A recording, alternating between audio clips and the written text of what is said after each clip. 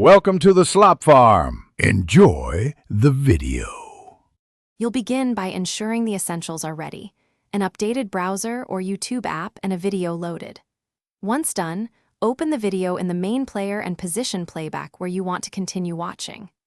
Next, trigger Picture-in-Picture. On desktop, right-click the video twice and select Picture-in-Picture. On mobile, tap the Pi-P icon or use the home gesture to send the player to a floating window. Make sure Pi-P is enabled in System or App Settings before moving on. Now you'll refine how Pi-P behaves so it fits your workflow. Once the floating window appears, drag it to a corner and resize it with a pinch or by dragging edges. You can place it over other apps. Make sure you test playback controls. Pause, seek, and skip should work. Some apps also let you change speed while in Pi-P.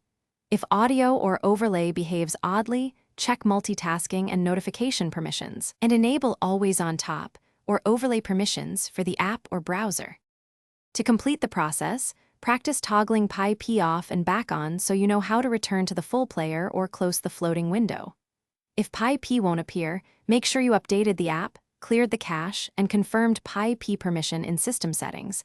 Restart the app or device if needed.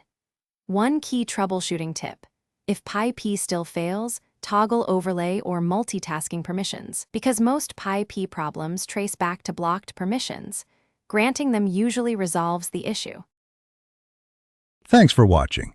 Consider subscribing if we helped you today.